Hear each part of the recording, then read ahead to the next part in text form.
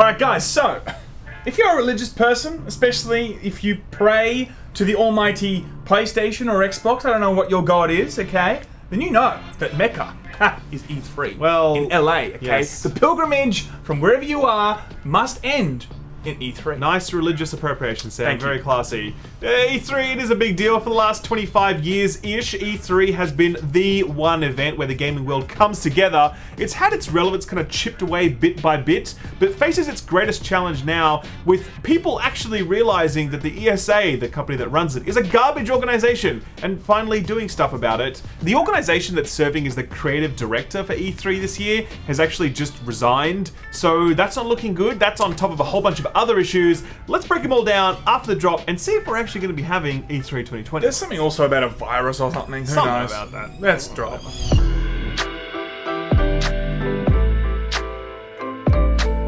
So guys, it's like Voldemort, okay? You cannot speak his name.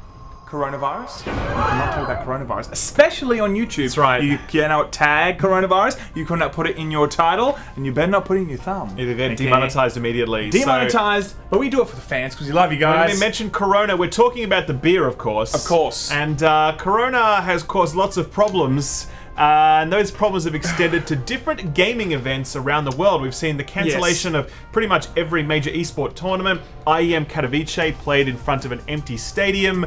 Tons of stuff in Asia just completely cancelled. Most recently and most notably, GDC was actually canned. This is the game developers conference that happens every year, and boom. Not this year. And from now on, we're only going to be using the phrase Coronavirus, okay? So that way we don't get demonetized. Nice, I like that, Sam. That's very clever. So GDC was in San Francisco and E3 is in LA.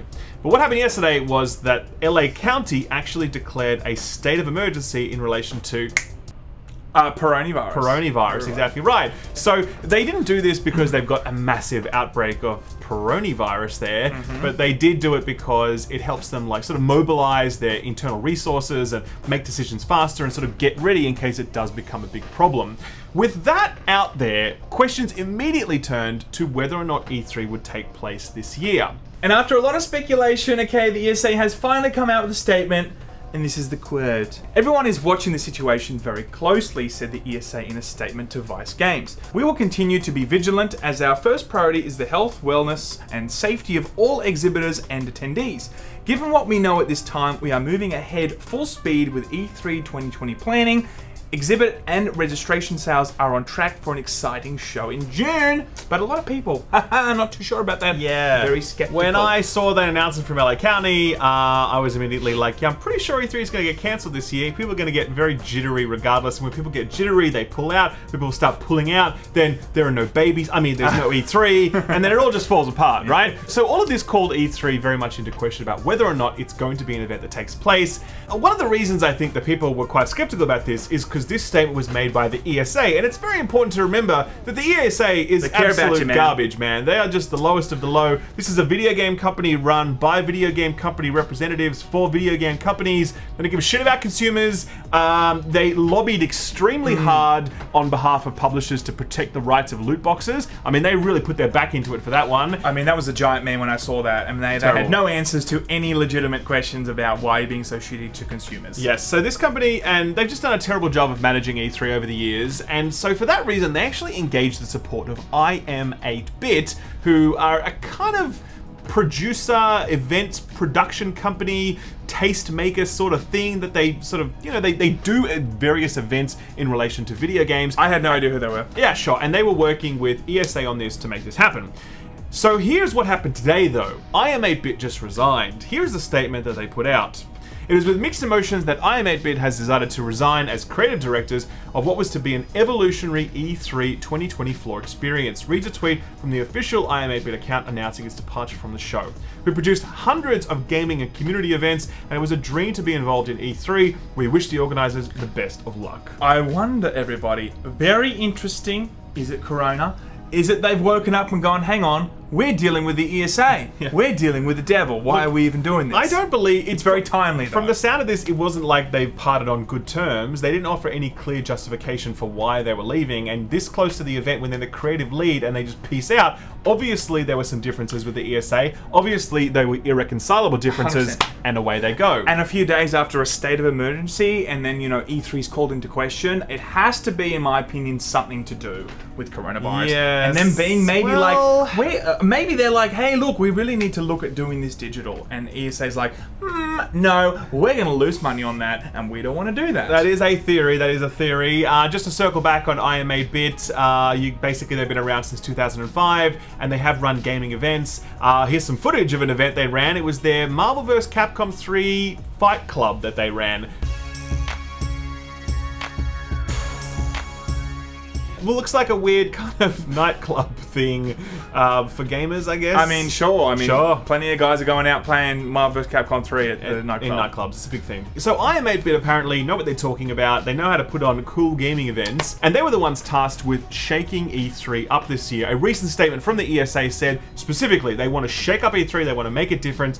Quote, "You'll be happy to know that we're not producing E3 2020 in a vacuum. For E3 2020, we're collaborating with industry insiders and new creative partners, including the tastemakers at IM8bit, to reinvigorate the show and frankly shake things up." So that was a strategic partnership, was very key to make sure that E3 this year didn't suck. And now that partnership's no longer there. Well, the thing is, I mean, let's face it, E3 needs to be shaken up. Like, if you look over the last few years, there's more and more declining relevance of the actual show in general.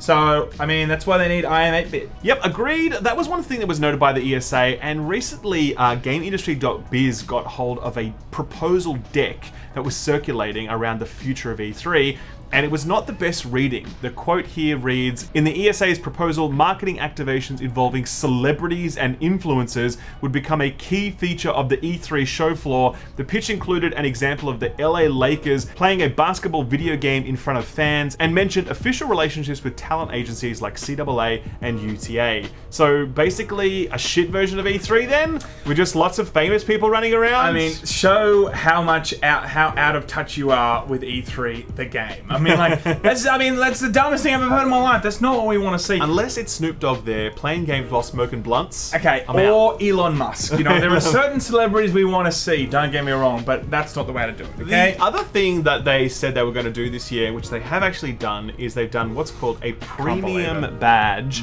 for showgoers, okay? So media get in for free, exhibitors get in for free, but if you're just a member of the public, you can go to E3 for 2 out of the 3 days and you pay like $150.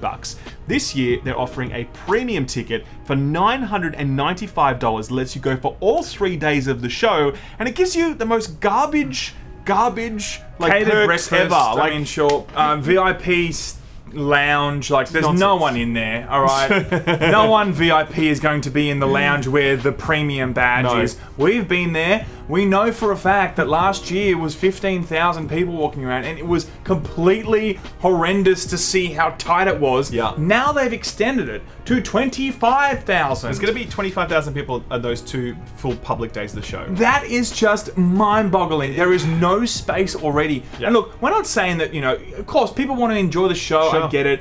I'm glad that they put 1 day aside for people like us, of course, to go through and actually, you know, play the games and cover the games in the way that it needs. But seriously though, if you've been to E3 on one of those 2 public days, you would have already felt the crush. Yes. It's ridiculous. It's way too crowded. And that was with 15,000 people. To know that now doing 10,000 additional people, I shudder to imagine what the floor would be like. It'd be like Gamescom. If you've been to Gamescom, it is hell on earth, man. It is like a nightclub at 4 a.m. It is as crowded and way more stinky.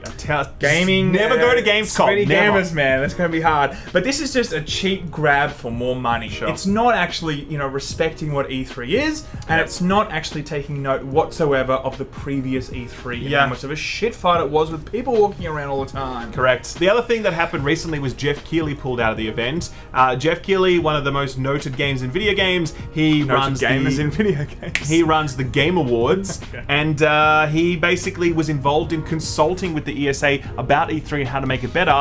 And then for the first time this year, he's not attending E3. It was a very public demonstration of, hey, I'm not going. He was retweeting all these articles about the fact that he wasn't attending. It really felt like he was trying to make a big point there and kind of stick it, like he had an axe to grind with the ESA. Definitely, and he actually didn't ever, I don't know, I mean, don't think we've seen it yet. There's no actual official reason why he's pulled out. No. It's so ambiguous. Sure. It's, you know, I'm distancing myself. He used language like that, like some shit was going to drop and he didn't want to be a part of it at all. All of this folds into a broader story about the declining relevance of E3, where before it was the absolute central point of the gaming calendar every single year. Since then, you've had EA pull out, they do their own event now. You've had Devolver Digital, who set up shop literally across the road in a car park. You've had Sony. Microsoft, who kind of do their own thing in the Microsoft Stadium. And then you had Sony this year. You can take that one, Sam. I mean, it's very, look, well, last year they actually officially pulled out. That was a giant thing. And again, this year they've said, guys, we're again not going to be there. Now, we know that they probably have some plans of their own to unveil their new PS5. Amazing logo, looking forward to it. But it looks like now it is an ongoing trend. I wonder if next year we're just going to see... Yeah, well, this is... You know, E3 is just going to be completely pieced out, everybody. This was a tweet from Jason Schreier on that very topic. He said, if E3 2020 is cancelled and the video game publishers wind up doing digital events, I expect most of them to look at how little they lose by not being there and how much money they save, and follow Sony's lead in ditching E3 permanently.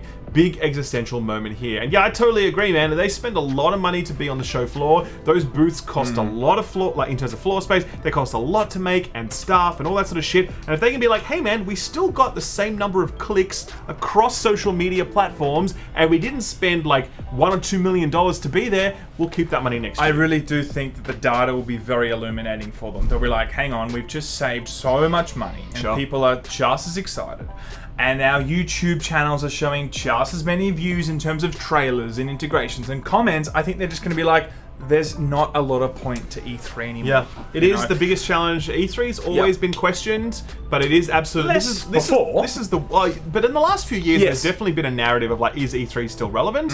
And this is the worst, the most sort of like existential challenges faced to this point. Who knows if E3 will be in here next year? I actually, for the first time, I'm like, if E3 was to end, it would suck, but I get it, you know? I totally get it. Like, if I'm a massive company, if I didn't have to spend like $1 million on like 3 days because I get the same exposure anyway, I totally get it. So, who knows though, Schreier, yet again, may be right. He may be right, he may be wrong. Either way, guys, that's the news for today. Let us know in the comments below if you will spend $1,000 on the E3 Gamer Nerd Pass for the VIP room. Yes, that's the ending. That's great.